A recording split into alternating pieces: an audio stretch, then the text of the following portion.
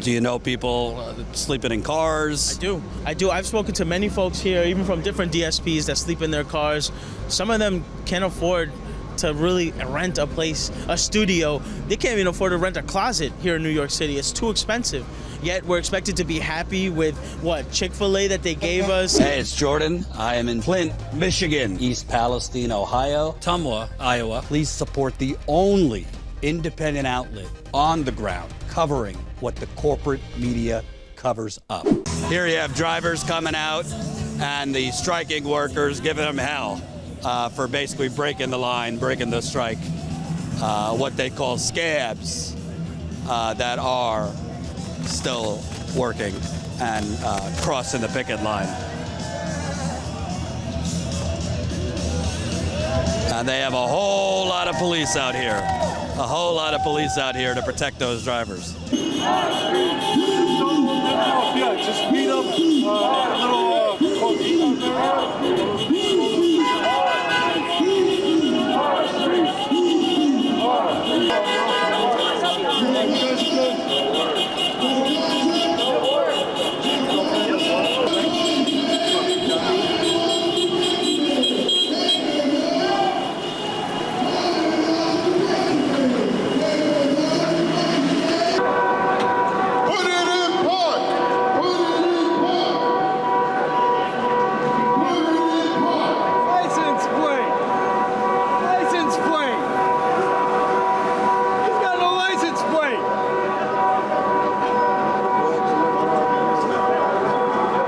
So how long you been at Amazon? And tell me about this momentum and energy out here. Yeah, it's pretty great, man. It's a lot of support. I've been here for a year now, since October. And, you know, I was really liking the job, but at the same time, you know, the pay is what's really killing me right now. Like, if it could be a little higher, that would be great. Because, you know, when you hear about, like, UPS and they're doing their contract and they're doing their thing, you know, people working there for a while making six figures, that's great. And we just want a piece of that cake too, you know. And for you, you know, I was being told, you know, $22 an hour, but that's not going to get you that far in New York City. No. And there's people who have to work other jobs, and he was saying about your story. Share your personal story. On the side, I do Uber, sometimes after work, but on my days off, you know. I just got my moped, so, you know, I'm using that now. But before I did it on my bicycle, man, I was pedaling all over the city, you know. How do you do that after a 10-hour shift? You got the energy after driving 10 hours and delivering over 200 packages? You just look, like, you got a lot of motivation. You look at your pockets and you're just like, yo, nothing in there, so I got to do something, man. That's just how it is, you know. But yeah, like, it's fun for me. At the same time, but it's a lot of work. I just gotta, you know, do what I gotta do, because at the end of the day, I'm responsible for putting food on the table for myself, you know. And for you, can you talk about the labor of being a driver? Because people were talking about, you know, you're bending and... Yeah, the bending especially, you know, with the job, the way it's set up, is like you gotta reach into these bags, a lot of bending down, a lot of lifting, and it can be excruciating after, like, you know, 6-7 hours, but, you know, the worst part for me was actually peak season of last year. The load was crazy, man. Like, I was out there till late, you know. What was the load? Like, how many packages would you have? 300, maybe more, you know. And you're going building to building, and you got to go up and down the stairs, you know, up the elevator, down the stairs. It's crazy. So I don't take it with delivering 300 packages, you get time to eat, go to the bathroom. No, like a lot of, so, and especially then, but like even now, sometimes, you know, I gotta be eating while I'm driving, or like eating, you know, eating while I'm delivering. You know, I got like a bottle of water in my pocket and I'm just sipping at it every now and then. But yeah, you really don't get much time to just sit down or relax for like even 20 minutes, you know? Yeah, so it is what it is though. You know, to people who say, well, if it's so bad, why don't you go get another job? Are there a lot of better options out there in New York? I've actually been looking, but I didn't have too much luck.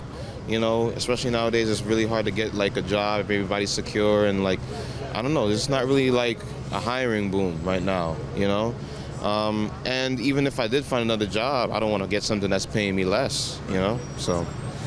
Can you kind of talk about your coworkers? Because I'm hearing, you know, some of them are sleeping in their cars because they can't afford rent. Crazy part, I'm just now hearing about that, which is unfortunate because, you know, I'm actually lucky myself to have the living situation that I have right now currently, but you know, living in your car, it's just got to be tough, you know, and it's not a cozy lifestyle, but you know, I know it's going to be a momentary crisis for them, but they'll get through it. I wish the best for them. What does it say to you, Jeff Bezos, one of the richest people on the earth? This company is worth trillions of dollars. Yet, I'm hearing, you know, some of the vans have fallen apart. You know, they're not up to snuff. It seems like they're using AI and, you know, trying to use robots rather than humans. That's the weird part, you know, having our routes generated by a computer, and you know, like, you'd think that there'd be like a good amount of human supervision on that thing. You can't just leave that up to that. And the thing about the trucks being, you know, like not up to code and things like that, that's crazy. One time I was even driving one of the EDVs with a cracked windshield because I didn't take a picture and a photo, and I didn't send it to them because I just assumed somebody knew about it, because they should keep on top of their cars. I almost got blamed for that windshield being cracked, you know. And you know, sometimes those things go unreported, and that's, you know, shame on me, one of those drivers, whoever did that. But at the same time, like, you know, if you have so many people, or you could have so many people watching over this, you know, looking after each van and taking care of them. As far as I know, they only got one guy doing it, maybe two, I don't really know, but I've only seen the one dude. And even, you know what I'm saying, I'm not expecting him to look after however many vans they are, but you know, you got to have a team of people looking after these stuff. We use them every day, you know. And what does it say to you at these strikes? I mean, yesterday, today, there's like dozens of cops out here. What exactly are they protecting? There's just people holding signs. I think it's just maybe a show of force. Maybe, like, you know, we're showing them that, you know, we're not standing for any more of the bullshit. Sorry, excuse my French.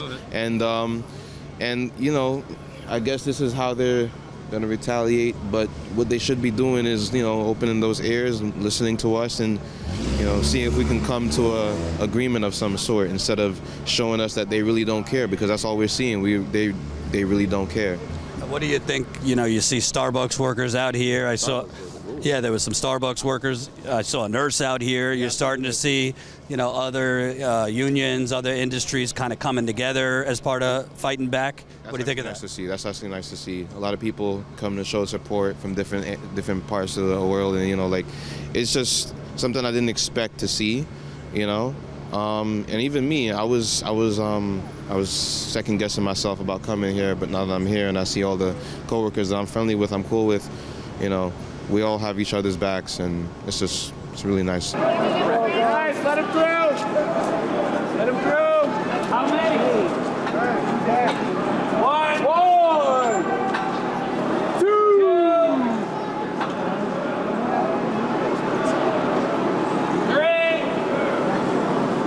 3. This is the last one. 10. If we don't get it, if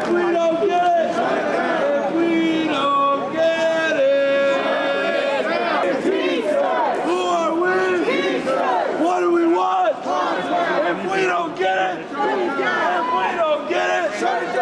if we don't get it, What's your name and how long you worked here? My name is Renzo Ramirez. I've worked here for about a month and some change, almost on to 2 months. So a month and you're already into the strike. Tell me what your experience has been, because your coworkers I'm talking to, I mean, sounds like the Hunger Games, 300 packages in 10 hours, and good luck if you could eat and go to the bathroom. What's your experience been? It's been, if you don't get the job done, you're probably going to get a day taken off of your week. If you don't load up in time, it's a bad look, and probably don't expect like the praise or the good job or anything like that when you come back. Sometimes the snacks are unavailable, right? Because they just don't bring enough out, or there's no water for us, or we can't even take a bathroom break after we load up because they just give us a short time, like 12, 11 minutes to load up 280 something packages. It's a lot of pressure. Talk about the physical labor of it, because the loading up, when you're in the car, the truck, yeah. I mean, bending, lifting to get the packages. Mm-hmm. So if you don't stretch before you do this job, you are going to be hurting the day and the next day and the next day. Stretching is very core to this job. But they don't really care whether you stretch or not. They care if you clock in on time and you clock in out on time. Simple as that. They don't care if like there's traffic or if like we can't get in or if the van doesn't work. Shit, even when they do the inspection, they tell us just skip everything, wait 90 seconds, and then do it. As of recent, just because of the strike, they've been saying, oh, you know, actually go around the car, see if there's air. All of the cars and the EDVs, all of them have low air pressure. So basically, they don't give a shit about your safety, whether the vehicles are up to snuff. It's just packages, as many as you can in as little time as you can. You got it right like that. And I mean, you seem like a young guy, but I mean, I'm sure when you get home, you're exhausted from this. Yeah, so I've had instances where I've done routes on the rental van that has no shelves. So that means I'm on my knees in the metal on the van where it's cold and the heat doesn't get to the back of the van. And my lower back hurts for a 26-year-old. That's kind of insane, right? And we don't even have health insurance. They give us life insurance and expect to be okay with that. It's hard. I've caught myself crashing on the couch just to like be sluggish the next day, shower, and then be sluggish on my way to the job and be sluggish during the job. A company that's worth, I believe, $1 trillion at this point can't give you health insurance when you're breaking your back, basically. What does that say to you that that's even allowed? Well, I've been lied to before, and this just feels like another one of those lies. $1 trillion company can't afford to give me health insurance? Come on. Is it because I'm that replaceable? Is it because you don't pay us enough to really care? We're just a number on a piece of paper, on an Excel sheet? Like, tell me about, I've been talking to your coworkers and they're using AI more. Can you talk about how they use AI with you? So they surveil us with the Netrodyne camera, which is like a camera in the middle of the van, and it sees if we have our seatbelts on, it sees if we put the car in park, it sees if we cross the stop sign. Unfortunately, they don't really keep up with the maintenance of the cars, so the windows are always so foggy, and sometimes the AI thinks that we ran a stop sign when in reality we're at the stop sign, right? So, when it rains, it's absolutely horrible because the glare that comes from the other cars, the windshield is all mudgy, so you can't really see. We have to bring our own stuff to clean the windows, but then we also don't have enough time because we have to leave and go load up, and we don't even get help with loading up, so the van's still a piece of shit. Like, we're just set up to fail and expected to try our best, come back the next day, and then maybe get punished for it. Can you talk about, they're spending a lot of money on bringing in consultants to tell you, how bad the union is. Have you dealt with any of these union busting folks? Yes, I have. I think the infamous one for Value, because I work for DSP Value, is Greco. Right? Greco tries to tell us, he tries to start the conversation very neutral with everybody. Like, he's not here to tell us whether we should or should not. But the union is giving you misinformation. I remember him saying those specific words, and I asked in front of everybody, hey, what information or misinformation are they telling us? And he couldn't really tell me anything. All he just repeated was, they're just giving you misinformation. That's all I really got to say for now. We're here to help you guys in case you guys have any questions about the NLRB and what the Teamsters really do for you. They gave us like a contract that the Teamsters have. I didn't even get to read it because I don't even know if it's a real contract that the Teamsters actually have. So all they are is just bootlickers for Amazon. They're doing the best for their client because that's what they are. Amazon is their client. There's absolutely no interest in us actually making this job any better. It seems crazy to me because for the amount, they're spending tens of millions of dollars across the country to send these people in, union busters. They could just not spend that, maybe cut their PR budget a little bit, all the rainbows and sunshine commercials, pay you more benefits, and they probably save money that way. Mm-hmm. Why do you think it is that they're so, stubborn and greedy when in fact they're spending, the union busting consultants, the lawyers, the PR, they're spending probably hundreds of millions of dollars on this. I think they've been blessed to have the resources to try and fight us, right? So now they're using those resources to combat us. But I think today, yesterday, the next day, and the next day, at many different other sites, not only here in the United States, but in other places, they are going to realize that those resources are limited. And now they're going to feel how limited we feel every day, right? Yes, they are paying these consultants instead of paying us. It's quite unfortunate because we're the ones who really bring the money for them. But you know what? If that's how they want to play it, this is how we're going to play it. Talk about your colleagues, because, I mean, I've heard horror stories. Yeah. Do you know people sleeping in cars? I do. I've spoken to many folks here, even from different DSPs that sleep in their cars. Some of them can't afford to really rent a place, a studio. They can't even afford to rent a closet here in New York City. It's too expensive. Yet we're expected to be happy with what, Chick-fil-A that they gave us and $22 an hour, life insurance, and absolutely no consideration for a human being like us that come and break our backs for them. No, it's over for that. My good coworker Nathaniel, after a 10-hour shift, I put quotes on because we don't actually get the 10 hours. We only get the time that we actually do the route on. He does Uber after this because 22 is just not enough. We take home like 650 max, right? After a 4-day shift, like it makes absolutely no sense. Why shouldn't Nathaniel have to go do Uber Eats after this? And it's just kind of like an attack on dignity when you have to spend all day in the car and then you're sleeping in a car. I mean, human beings should not be treated this way. You should make enough to at least have, 4 walls. 100%. It's inhumane, right? And on top of that, it's just straight up disrespectful to the working class. We come here, we come in on time. That's the reason why everybody is out here in their vests, because we do our job. If we didn't do our job, it wouldn't be us out here. What's your message to the rest of the country, particularly consumers that, they get their whatever in 3 hours and they like Amazon, but maybe they're not aware how they're getting that stuff and the people literally breaking their backs to do it? So I say thank you to those that have shown their love and support for us, right? I have seen on Instagram posts like, thank you to FedEx, to UPS and Amazon drivers that have delivered our stuff and whatever. I appreciate that, right? But it's also like, I expect y'all to support us also when it's like this. I expect you guys to show love when it comes to stuff like this. Maybe not order from Amazon today, tomorrow, the next day, right? Order from Walmart if you want. Go to the store, but try to show your support however you can. We are out here because we want to try to live and have that same love for our own families, the same thing they show to theirs.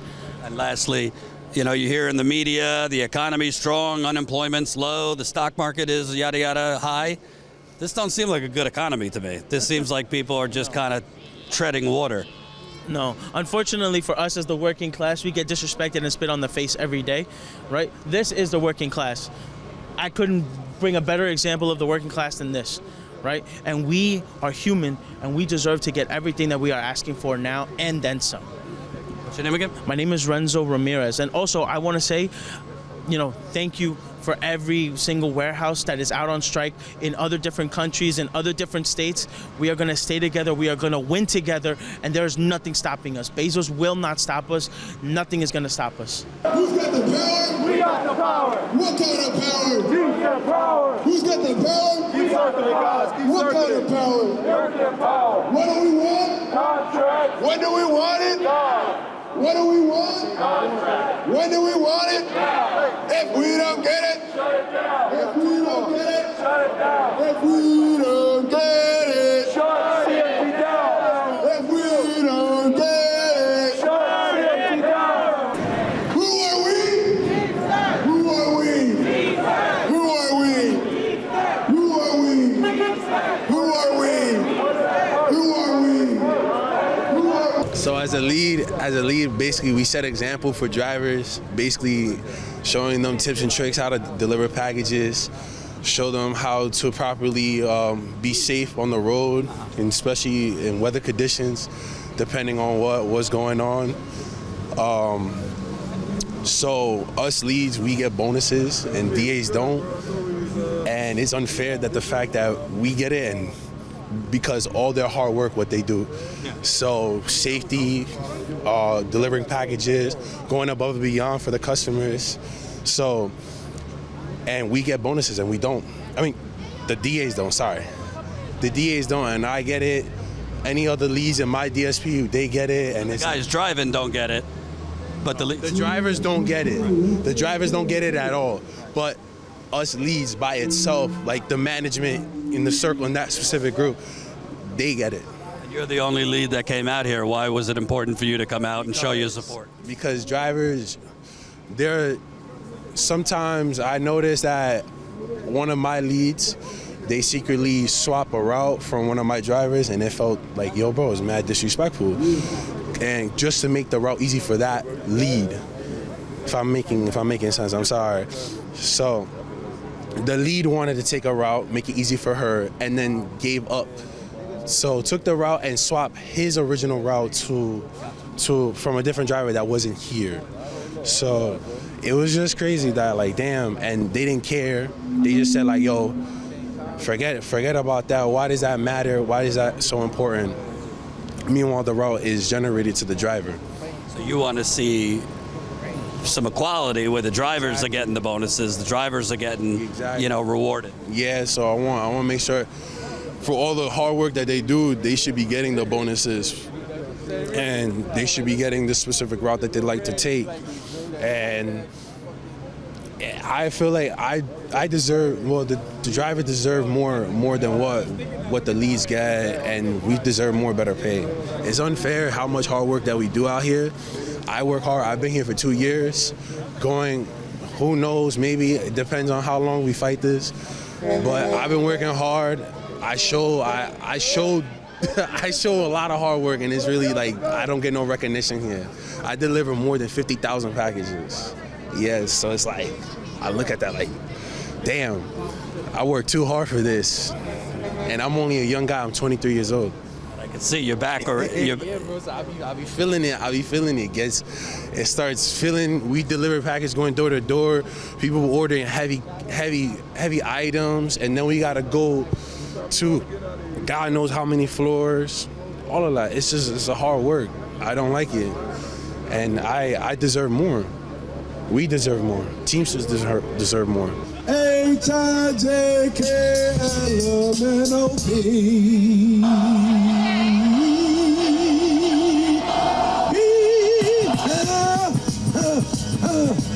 Amazon, we right here. We ain't going anywhere. We right here. Come on. Amazon, we right here. We ain't going anywhere. We right here. Come on. Amazon, we right here. We ain't going anywhere. We right here. Come on. Amazon, we right here. We ain't going anywhere. We right here. My voice is shot. Seen a lot of niggas come in this game. Some are very slow. Seen a lot of gophers, a lot of Henny and a lot of dope. Seen a lot of talented spitters. Some are summer flows. Even seen the most ugliest niggas with the pretty hoes. Whoa, it's impossible to man's my colossal flow. You shouldn't think about it, homie. Go home and shave your balls. You have 1, 2, 3, 4, maybe 40 girls. I had 500 and counting. This is the holy roll of God. Cypher divine, I'm on the grind. I ain't tolerating bums. I'm eliminating city minds. Too many crimes been committed against my holy race. Got sluts for you with my beretta and my holy waist. First one to get it with the holy head. Martin Scrubby for fucking with ghosts, get one in your head. Last but not least, a bitch cop killed every corner. Fuck the sharks and the narcs, I roll with a bunch of piranhas. We stay hungry in the villa. We some born killers, spitting in a circle with mine. And it's a high killer, I'm a thriller. Like a Michael Jackson with the video. Set more holes in your chest than a box of Cheerios. Listen, had a lot of shooters in my house here. Saquon, Charlie Hustle, even Michael Keaton, Batman. The black man, gold bottle going in the second. Jiggy rock, man. 16 shades of black. I'm saying like 50 slap you with a plate of a roast compare was very quickly, literally. From Little Italy, I was robbing Billy. He took my American land. I took his only Philly. This is what it is. This is what it was. Fuck my cuz. She got big binoculars. She can see through my only buzz. On up spinning Montgomery. Real talk all day. I see dead rappers and clappers. We from the hallways. Love for 40 ounces of Valentine. John Perry on. Compliments to the Mecca dog. Yo, well done. Big money on the table. Got me skimming on able. I'll disable your navel and turn fake MCs into sables. I'm like Nick Saban. Alabama, Poppy Mama, make no choice, no choices, and more time. But look, man, I've been doing this thing for a long time. Locked up in C-74 and even long line. Fuck Facebook and Instagram, I'm in the money, man. Cold killer in the heat of the night like the sun is set. I can scan the room and absorb my enemy's energy. Bring the dogs out, roof, like every enemy. I run through the holes in the poles like the poles in the holes. I beat you cause I'm ugly like Bismarck. Hit this nose, look, man, you chose the wrong battle with the wrong battle. That Sounds like a saddle on a cattle and your soul's a little battle skedaddle. You go in the Fifth Creek, here's a little peek. He's about to run into you on this problem, the God shy, he's blood clean. That's what the Rouse is gonna say to you. He's about to see Nookie transforming and lost up in you. Two twin gods and a hard cock for these little bitches. I'm like Robert De Niro when he, I know before we just killed him there. After the end of the movie, cause he's the devil. I keep a pump for rap, but I'll tell you, he's the devil. Henry's gone. We right here. We ain't going anywhere. We right here. Yeah, yeah, yeah, yeah.